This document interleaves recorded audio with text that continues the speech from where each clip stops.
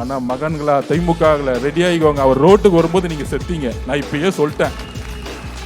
இத்தனை நாள் நீங்க ரோட்டுக்கு உள்ள அவரை எழுதி வச்சுக்கோங்க. உங்க பரம்பரையே வருத்தப்பட போகுது. ஏன் தான் பிறந்தோம், பேசாம புள்ள அடுத்த இன்ப நிதியெல்லாம் அமெரிக்காவுக்கு செட்டில் பண்ணிடுவோம். தமிழ்நாட்டு பக்கம் திரும்பியே யோசிக்க கூடாது.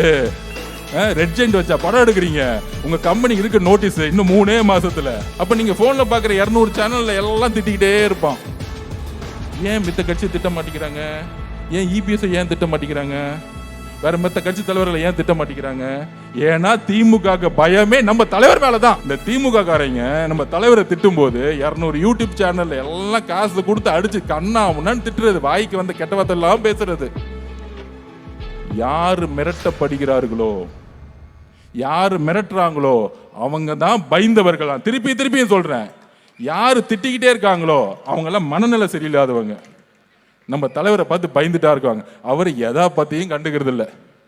நேரா வந்து கேண்டிடேட் செலக்ஷன்ல இருக்கிறாரு. அடுத்து எங்க பிரச்சாரம் போகணும், எங்க மனு போகணும், எந்த ரோட்ல எப்ப கிளம்பணும். ஆனா மகன்களா திமுகவில் ரெடி ஆகிக்கோங்க. அவர் ரோட்டுக்கு வரும்போது நீங்க செத்தீங்க. நான் இப்பயே சொல்லிட்டேன். இத்தனை நாள் நீங்க ரோட்டுக்கு உள்ள அவரை எழுதி வச்சுக்கோங்க. உங்க பரம்பரையே வருத்தப்பட போகுது. ஏன் தான் பிறந்தோம், பேசாம புள்ள அடுத்த இன்ப நிதியெல்லாம் அமெரிக்காவுக்கு செட்டில் பண்ணிடுவோம். தமிழ்நாட்டு பக்கம் திரும்பியே யோசிக்க கூடாது. ரெட் ஜெயிண்ட் வச்சா படம் எடுக்கிறீங்க. உங்க கம்பெனிக்கு இருக்க நோட்டீஸ் இன்னும் 3 மாசத்துல. எல்லா சினிமா நடிகர்கள் நடிகைகளை ஏன் பேச மாட்டேங்கிறாங்க? சொல்லுங்க, நீங்களே சொல்லுங்க. 2021க்கு முன்னாடி ரெட் ஜெயின்ங்கிற கம்பெனி எத்தனை படம் எடுத்துச்சு? இன்னைக்கு 1000 கோடி படத்தை வச்சு எல்லா படமும் எடுக்கிறாங்க. எந்த படம்? ஊழல் படம். அது யாரு? நம்ம கமலஹாசன் அவர்கள் ப்ரொடியூசரா. மாற்றத்தை உடைச்சி, டிவியை உடைச்சி, ஊழலை உடைச்சி கடைசியில் ரெட் ஜெயின்ல ப்ரொடியூசர் ஆயிட்டார். இதுதான் மாற்றமா? ஒட்டுமொத்த ஊழல் பணத்தையும் வைத்து சினிமா எடுக்கக்கூடிய ரெட் ஜெயின் படத்துல இன்னைக்கு கமலஹாசன் இருக்கிறார். ஆனா மகன்களா திமுகவில் ரெடி ஆகிக்கோங்க. அவர் ரோட்டுக்கு வரும்போது நீங்க செத்தீங்க. நான் இப்பயே சொல்லிட்டேன்.